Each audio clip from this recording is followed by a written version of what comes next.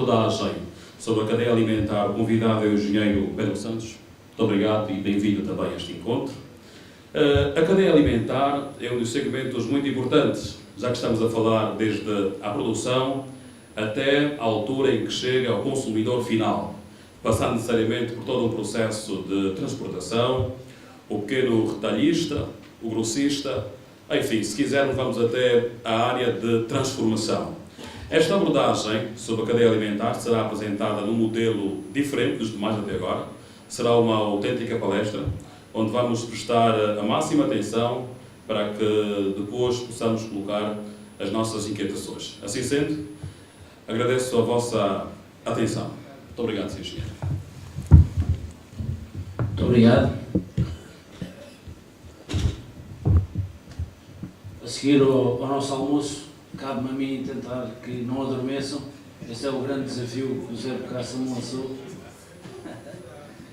Bom, antes do mais, e para começar, de facto, dar os parabéns à organização. Acho que é um excelente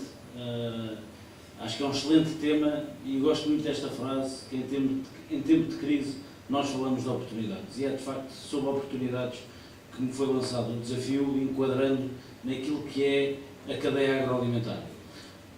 Já agora só um pequeno enquadramento. Eu sou sócio e diretor-geral da Consulai. A Consulai é a maior empresa do setor agrícola e agroalimentar em Portugal e tem feito aqui um conjunto de trabalhos, não só em Angola, como em Moçambique, no Brasil, sempre à volta do setor agrícola, agroalimentar e, sobretudo, sobre a valorização das cadeias de valor e aquilo que tem a ver com a organização, muitas vezes, dessa cadeia.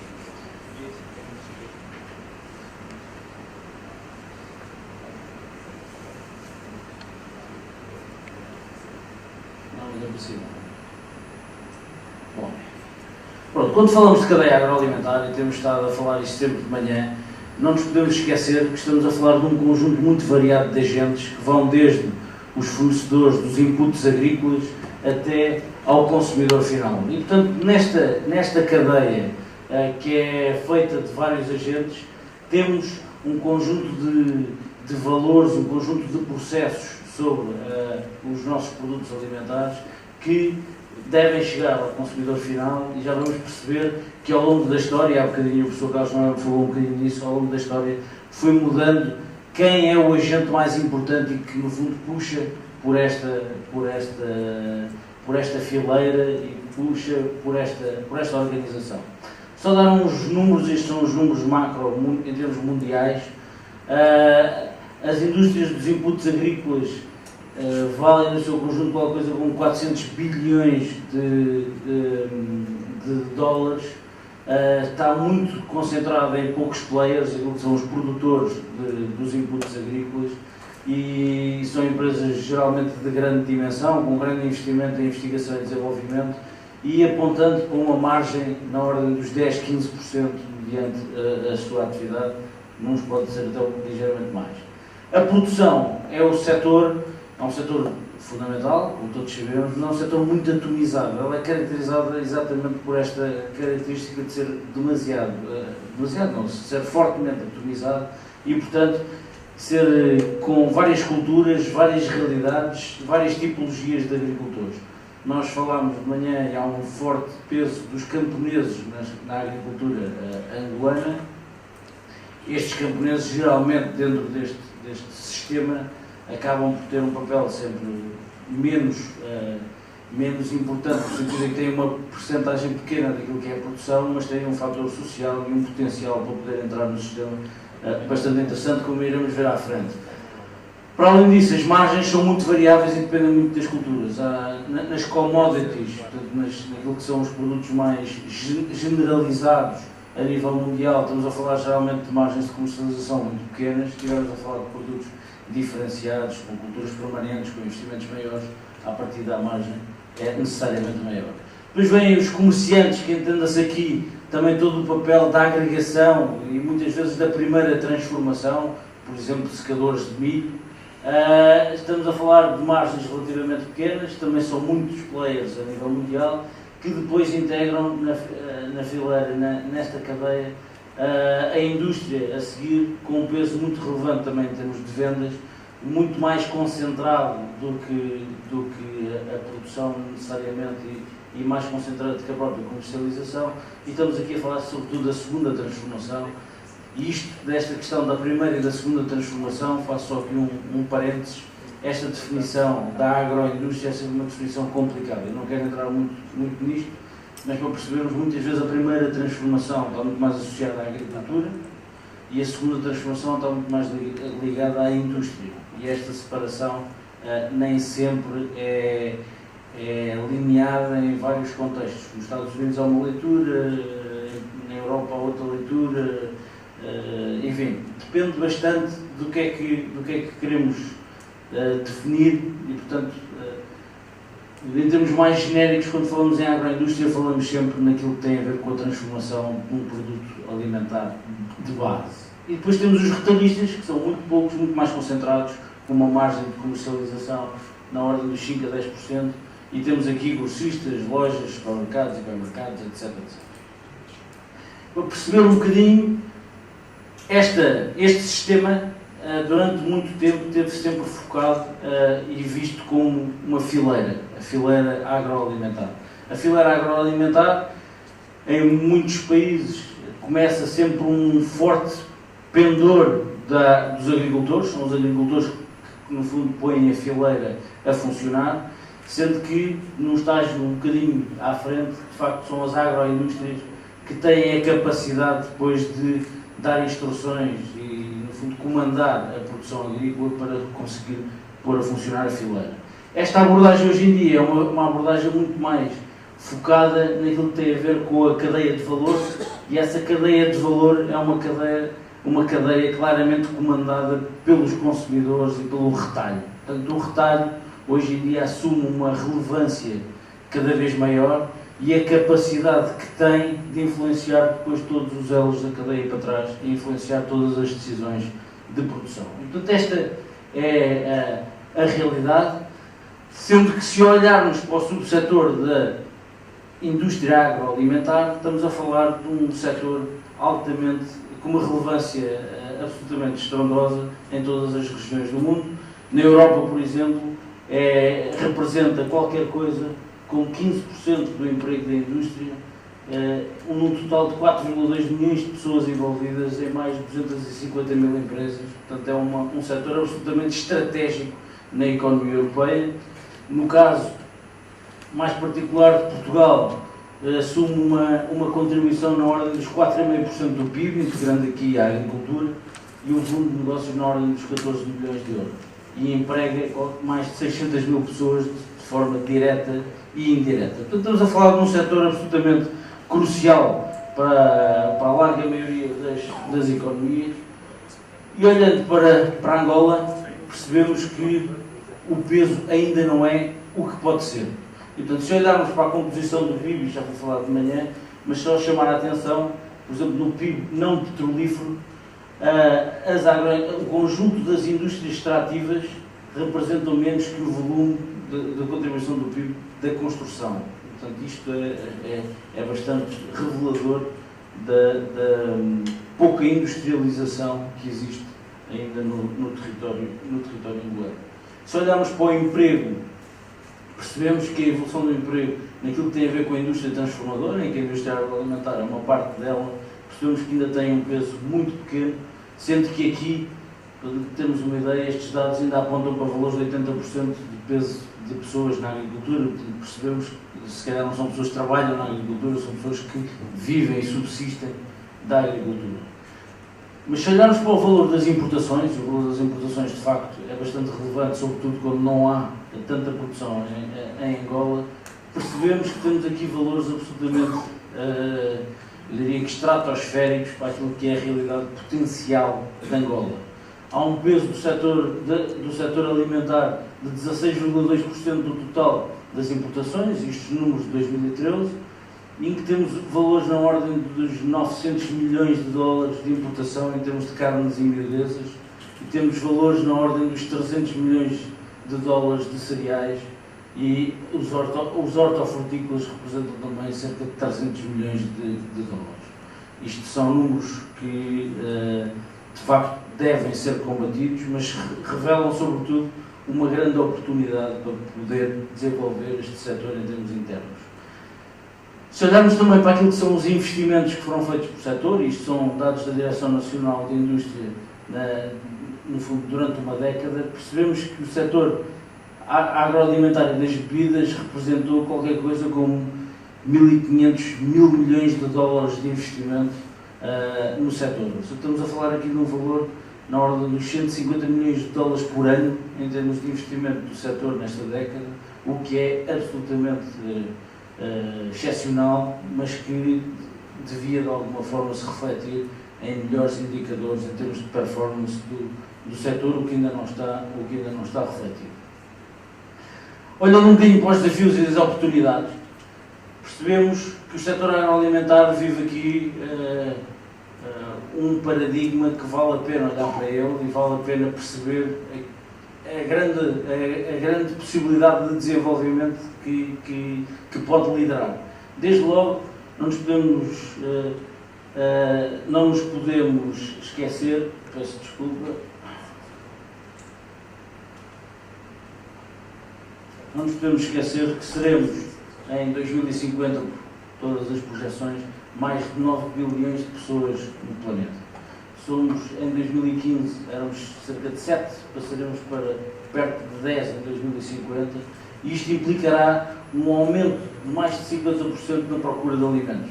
Isto é um desafio gigantesco que o setor tem pela frente, mas ao mesmo tempo que o temos que fazer, vamos ter que ter estamos num paradigma em que há cada vez mais escassez de terra, em que vamos ter aumentos de custos de produção, onde vamos ter uma luta, entre aspas, pelo consumo da água e por aquilo que é um recurso, no fundo, por recursos cada vez mais escassos. E, portanto, olhando para isto, convém perceber como é que conseguiremos dar a volta. E analisando aquilo que é a perspectiva de crescimento até 2050, e se nós mantivermos aquilo que são o crescimento da produtividade da agricultura, e esta produtividade medida, se tivermos uma utilização exatamente igual dos mesmos recursos, o que é que nós conseguimos crescer em termos de produtividade, portanto com mais tecnologia, com mais conhecimento, nós para cumprirmos aquilo que é a procura prevista para 2050, teríamos que crescer ao ano, este indicador, a 1,75. Estamos atualmente em 1,72. Como é que lá vamos conseguir chegar? É um grande desafio, sendo que existem aqui várias formas de conseguir combater e poder ajudar a chegar lá. Desde logo, olharmos para os países com menos rendimento e perceber que este indicador está bastante aquém do resto que os outros países. Ainda não me entendi com isto. Se olharmos de uma forma mais histórica para aquilo que foi o comportamento nas últimas décadas, percebemos que o grande desenvolvimento agrícola nos anos 60 se deu sobretudo com um forte impacto dos inputs agrícolas, através da introdução de mais adubos, fitofármacos, etc.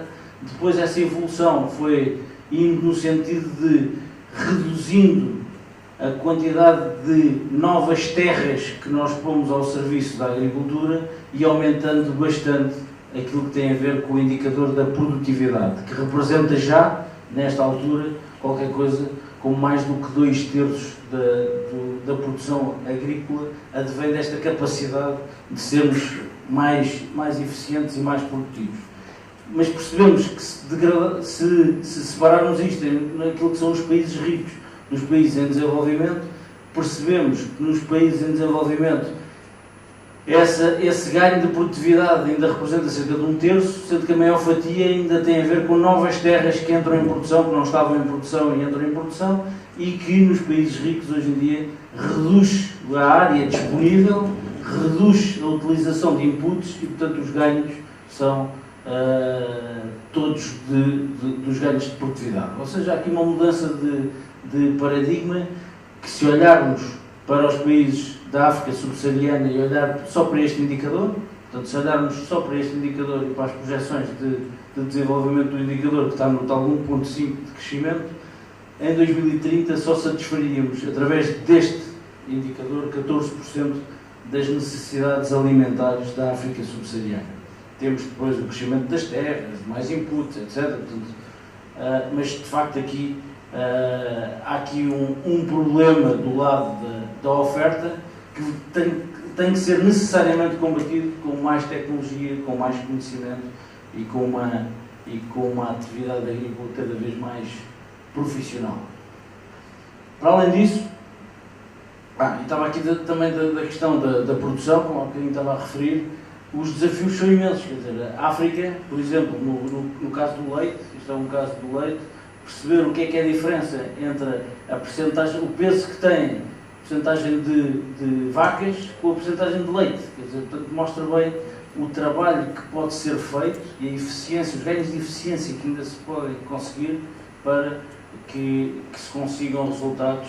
Já não vou comparar com a Europa e com a América, que de facto têm resultados hoje em dia até que causam outro tipo de problemas, mas poder nos aproximar de outras geografias em que de facto temos condições para o poder fazer.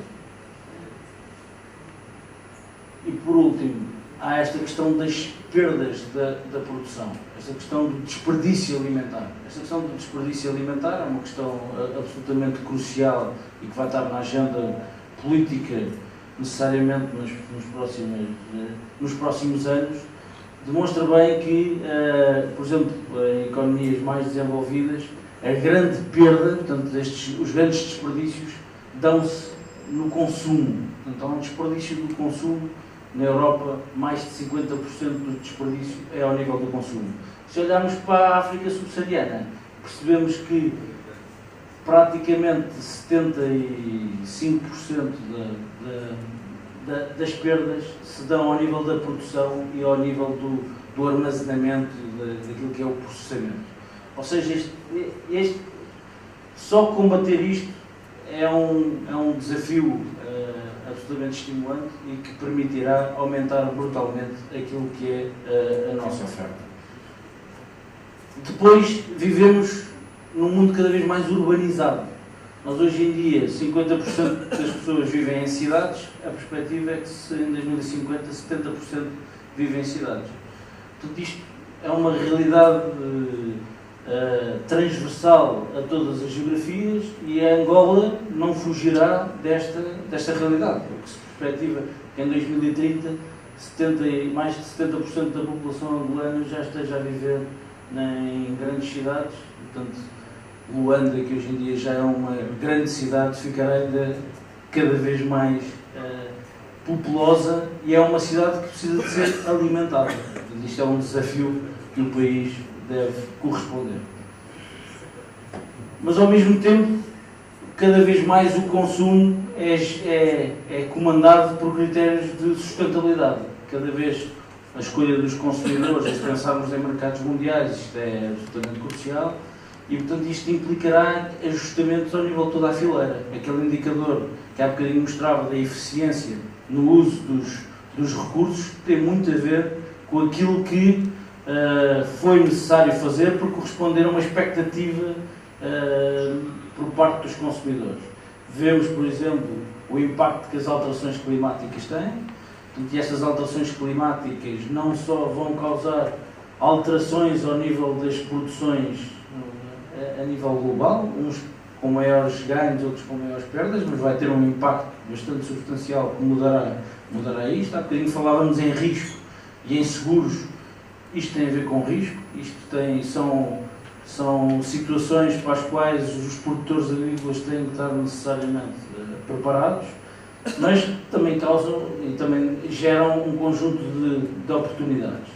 Depois temos os impactos sociais, hoje em dia cada vez está mais em voga, sobretudo nas economias mais desenvolvidas, tudo aquilo que tem a ver com a valorização dos aspectos sociais da produção agrícola, o envolvimento de camponeses, o envolvimento de produtos, a valorização de produtos locais e produtos diferenciados. Portanto, tudo isto entra numa nova tendência que o setor agroalimentar terá necessariamente que responder. Temos que fazer isto tudo, e temos que fazer isto tudo cada vez com mais escrutínio por parte da sociedade. Vamos ter cada vez menos instrumentos, nomeadamente em termos de inputs agrícolas disponíveis para poder tratar. Cada vez vai haver menos moléculas autorizadas. Vemos a guerra que hoje em dia existe relativamente ao glifosato, um conjunto de utilização de novas tecnologias. Há barreiras ao comércio, há uma série de questões que influenciam decisivamente o setor. Para além disso, temos um conjunto de certificações, e vai haver um módulo hoje a falar sobre certificações.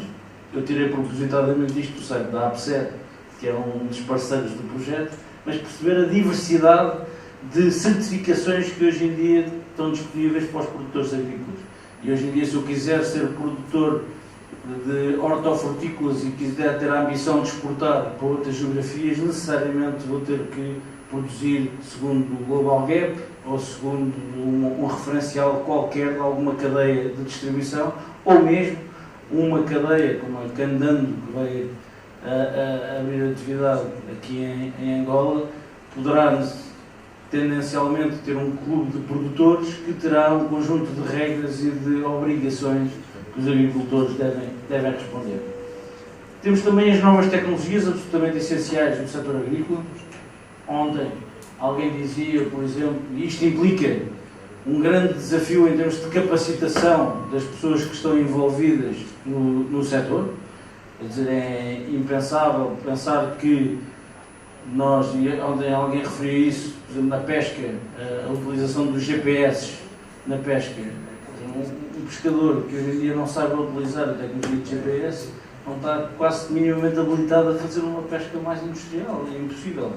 Hoje em dia tudo isto é bastante tecnológico e é importante que estejamos preparados. Existem aplicações de vários tipos, nomeadamente hoje em dia no telemóvel eu consigo saber o que são os riscos, as doenças que tenho e que não tenho. Existem aplicações destas. A África, desse ponto de vista, é um enorme desafio para a utilização de novas tecnologias. Tem uma adesão à utilização de telemóveis, por exemplo, que está espalhado, e eu, ao abrigo da avaliação de um programa de extensão e desenvolvimento rural de Angola, tive a oportunidade de visitar várias províncias e várias aldeias nas províncias pelo território, e as pessoas têm todas telemóvel. O telemóvel está generalizado mais do que a eletricidade e, portanto, é de facto um instrumento que vale a pena apostar enquanto difusão de informação. Para além disso, vivemos num mundo em que a volatilidade dos preços nunca foi tão grande. Isto que aqui está não é de facto o comportamento dos preços ao longo de uma década, é o comportamento dos preços ao longo de 1 ano e meio de milho no mercado mundial. Então estamos a ver que hoje em dia as coisas variam brutalmente e, portanto, estamos a poder comercializar numa campanha preços de $200 por tonelada, como ele veio para $170 por tonelada, e numa commodity como o milho, isto é a diferença entre ganhar muito dinheiro e perder dinheiro. Portanto, estas questões que é necessário saber trabalhar com elas e saber viver com elas. Depois, necessariamente, as cadeias de abastecimento vão ser cada vez mais integradas. Não só há necessidade de salvaguardar, por exemplo, da parte dos retalhistas, uma garantia de abastecimento, como a informação destas cadeias de abastecimento necessariamente tem que ser cada vez maior e a partilha de informação entre todos são cada vez maiores. E a grande questão nestas cadeias de valor colocam-se em...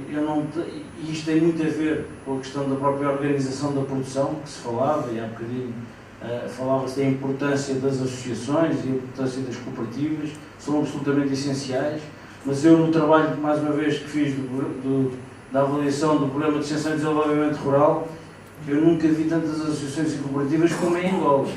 Portanto, elas existem. Se elas são o modelo que nós deveríamos ter, não são, com certeza. Portanto, há um trabalho a fazer em termos da organização da produção e de fazer organizações de produtores que possam, de facto, agregar produção e trabalhar de outra maneira, porque nas cadeias de valor, os agricultores muitas vezes, isto passa-se em...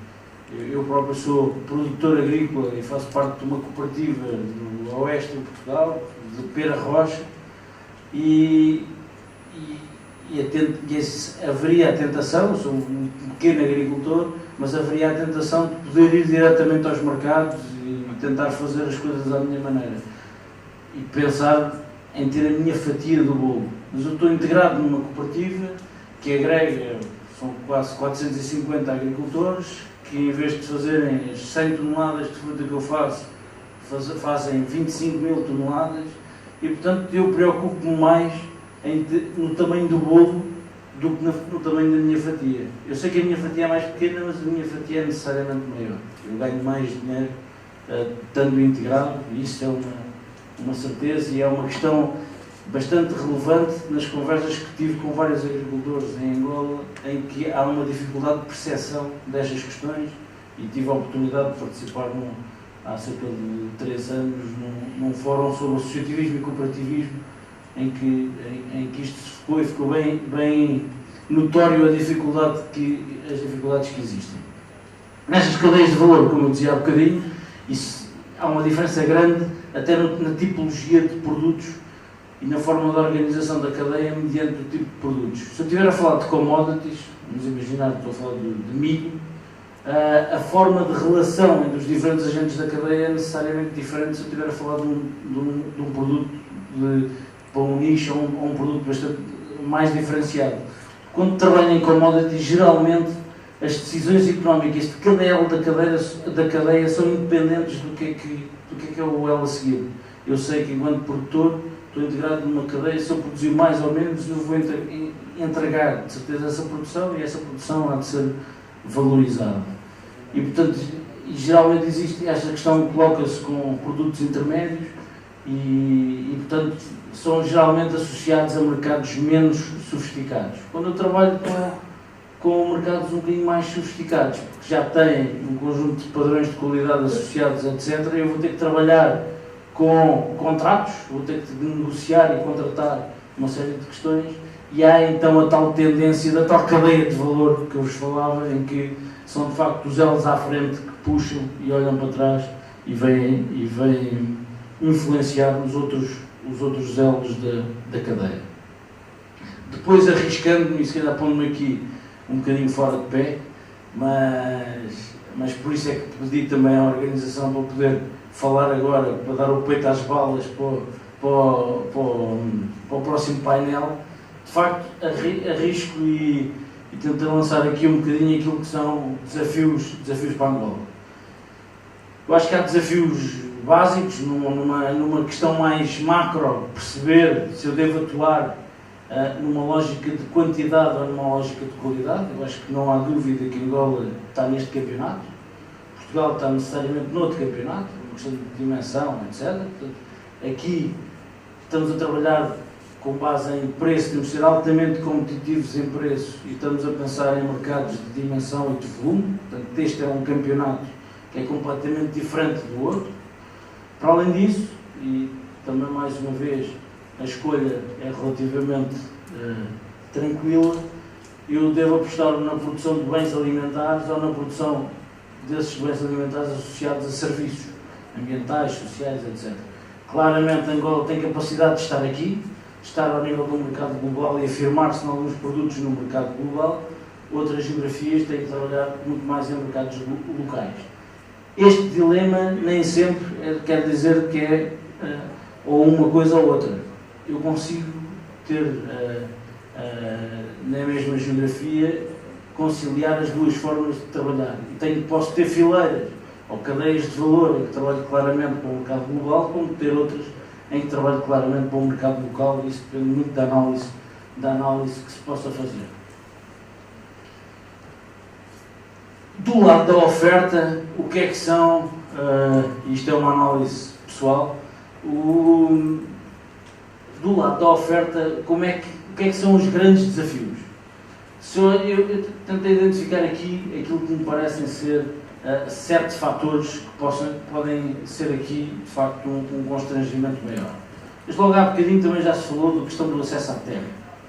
O acesso à terra, eu também acho que as concessões, e isso foi referido, que as concessões têm um período relativamente confortável para quem quer investir. De qualquer das formas, podem ser criados, e existem vários casos no mundo, portanto é fácil fazer esse benchmark, do que é que podem ser mecanismos que deem maior segurança aos investidores, sobretudo quando estamos a falar em agroindústria e em investimentos maiores.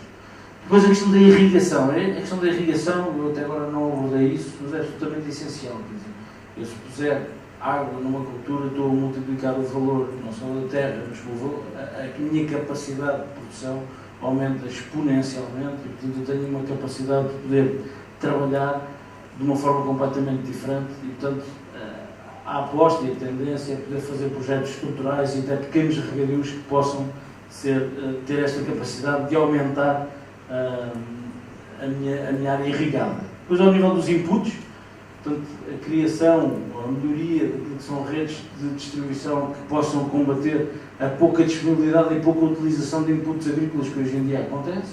Por outro lado, a mecanização, que é absolutamente ainda bastante baixa e, portanto, isto combater-se-á com o aumento necessariamente da taxa de utilização e até o aparecimento de prestadores de serviço. Poder trabalhar na extensão agrícola, isto não só numa ótica de apoio aos camponeses, mas também de apoio aos pequenos empresários agrícolas ou maiores empresários agrícolas que possam ter a necessidade de ter um apoio técnico maior. A questão do crédito. A questão do crédito na falta de oferta adequada não é tanto da falta de oferta em si, mas é muitas vezes no ajuste da oferta face às necessidades do setor. Por exemplo, eu cheguei a ver, é para os camponeses, porque a minha abordagem é muito mais para os empresários agrícolas, mas, por exemplo, no caso dos camponeses, eu vi situações em que os camponeses e as suas cooperativas muitas vezes iam buscar um crédito para comprar tratores e máquinas agrícolas com créditos de campanha que tinham que ser pagos daqui a 9 meses. Quer dizer, aquela cooperativa vai falhar. Necessariamente este ajuste deste tipo de financiamento ao tipo de investimento que se está a fazer não está adequado e é preciso trabalhar nisso. E depois, além disso, obviamente, a questão do conhecimento, e portanto aqui é uma aposta não só em programas de capacitação ajustados, como aquilo que a PROA vai desenvolver, mas também apostar em programas de investigação e desenvolvimento que em fileiras como a do café, como vimos, pode ser absolutamente estrutural. Do lado da procura, necessariamente a questão das infraestruturas, já bastante falado, a questão da armazenagem, e daqui é importantíssimo haver investimento em estruturas de agregação da oferta que tenham a capacidade para responder àquilo que é os desafios do elo a seguir, nomeadamente da indústria essa que é praticamente inexistente hoje em dia e, portanto, têm que aparecer muitas vezes pequenas indústrias junto dos centros de produção e depois o baixo peso dos retalhistas hoje em dia em Angola ainda causa aqui alguma dificuldade no escoamento de algum aumento de produção de alguns produtos e, portanto, pode haver aqui um potencial de trabalhar nestas cadeias no aparecimento dos retalhistas e do efeito que isto tem. Depois, cadeias de valor que me parecem interessantes, pensar nelas, trabalhar e serem apostas. O setor hortofrutícola, o setor dos grãos, nomeadamente cereais e oleaginosas, a questão dos produtos animais, nomeadamente a carne e o leite, o café e a pesca. Isto tem muito a ver com uma reflexão que fizemos quando participámos no programa de industrialização, no estudo do programa de industrialização ligado ao setor agroalimentar e das florestas, e julgo que existem aqui 3 desafios um bocadinho diferentes consoante o tipo de fileira e de cadeia de valor que estamos a trabalhar. Há cadeias em que temos que estruturar aquilo porque já existe alguma produção, já existe alguma capacidade de poder fazer algum conhecimento, etc. Mas temos que trabalhar em termos de organização de produção, de investimento em infraestruturas e de canais de escoamento. Estou a falar das hortofrutícolas, dos cereais e da pesca. Noutros temos que potenciar, portanto, aquilo que existe está longe de poder corresponder àquilo que devia ser a realidade. E estamos a falar aqui, nomeadamente, do café, dos laticínios, da pecuária, em que temos que fazer apostas de médio e longo prazo. Não vamos ter os resultados amanhã, mas são resultados que podem demorar uma década. E aqui, claramente, uma grande relação entre a produção agrícola e a agroindústria. E, por outro, temos alguns que é preciso agregar e olhar um bocadinho, por exemplo, para setores que já estão mais desenvolvidos, nomeadamente a indústria cervejeira em Angola, que pouco tem tido a capacidade de agregar valor, nomeadamente produtores de cereais que podiam satisfazer uma parte das suas necessidades, que hoje em dia é absolutamente importada. Portanto, é utilizar isto e agregar aqui e fazer uma grande relação entre aquilo que pode ser a agroindústria, a primeira transformação e a segunda transformação, parece-me essencial e parece-me um caminho relativamente fácil de poder trabalhar. No setor dos hortofrutícolas, as hipóteses são muitas em termos do seu processo, daquilo que pode ser o destino final da produção. Acho que é evidente aquilo que pode ser feito, sobretudo aqui em Benguela, onde de facto os hortofrutícolas têm um potencial enorme. Se olhar para a questão dos grãos, de cereais, oleaginosas, proteaginosas, temos aqui também um mundo para fazer. Mais uma vez, a questão do potencial de aproveitamento da indústria já existente, nomeadamente da indústria cervejeira, e poder reduzir importações, que segundo os dados que tenho da Alfândega em 2013 representaram cereais 300 milhões de euros, mas depois ainda existem produtos de moagem que salta isto por praticamente 1.000 milhões de euros. Depois os produtos de origem animal, onde há aqui um conjunto de projetos estruturantes já lançados nestas fileiras e que vale a pena olhar para elas. A produção interna de carne de bovino foi apenas 10 mil toneladas em 2012, para umas necessidades na ordem das 65 mil toneladas. E a produção de frango também bem aquém, a produção de ovos ainda bastante baixa.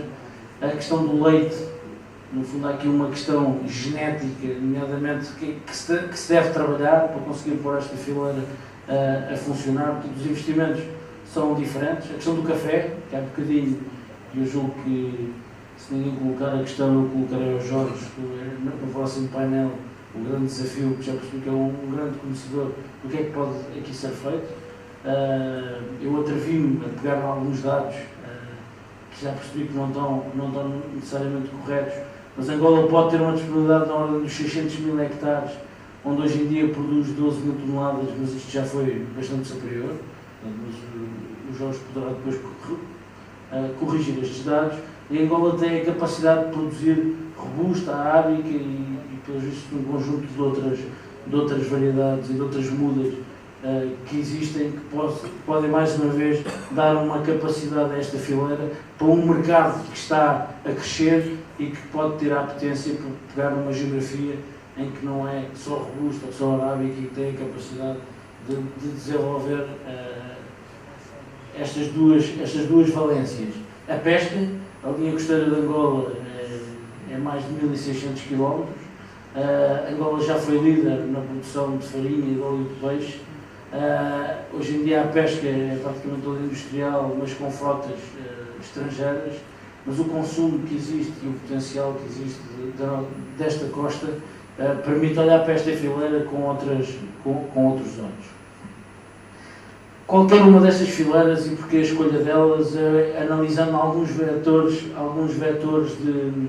de valorização que me parecem essenciais, nomeadamente a valorização dos recursos naturais do país, a criação de emprego, a substituição de importações ao seu potencial exportador. Portanto, analisando estas questões todas, parecem-me fileiras que vale a pena olhar para elas. Não são só estas, há necessariamente muitas outras e, portanto, há aqui uma série de coisas para fazer. Vindo de fora, e eu venho cá algumas vezes, mas fazendo uma análise de fora, falta concretizar. Eu tenho lido um conjunto de diagnósticos do setor agroalimentar e de outros que são excelentes trabalhos, estão muito bem feitos, apontam um conjunto de caminhos, mas apontam quase sempre invariavelmente para projetos megalómanos ou projetos de grande dimensão. Isto tem tendência, se falha alguma coisa, depois nada se concretiza. Portanto, a capacidade de concretização e de aposta em projetos de menor dimensão, mas mais estruturantes, parece-me o caminho eventualmente mais correto para poder avançar.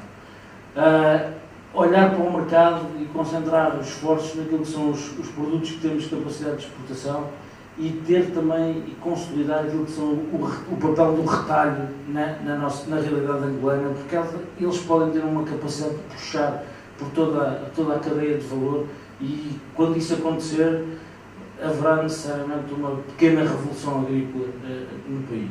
Além disso, a questão do contexto, a questão de promover a diversificação da economia, que tem sido muito falado, o tal aparecimento de projetos de pequena dimensão, uma grande promoção da agregação da produção, não são só as cooperativas como são hoje em dia, são verdadeiras organizações de produtores que sejam capazes de agregar, capazes de ter capacidade técnica no terreno, capazes de poder negociar e debater a utilização de mais inputs agrícolas, etc, etc, etc. E depois uma aposta forte, muito forte, na questão do conhecimento, não só na questão da investigação e desenvolvimento, não só nas competências técnicas que necessariamente têm que ser aprofundadas, mas sobretudo nas capacidades de gestão. Muito obrigado, eu acho que o grande desafio é, vamos a isto.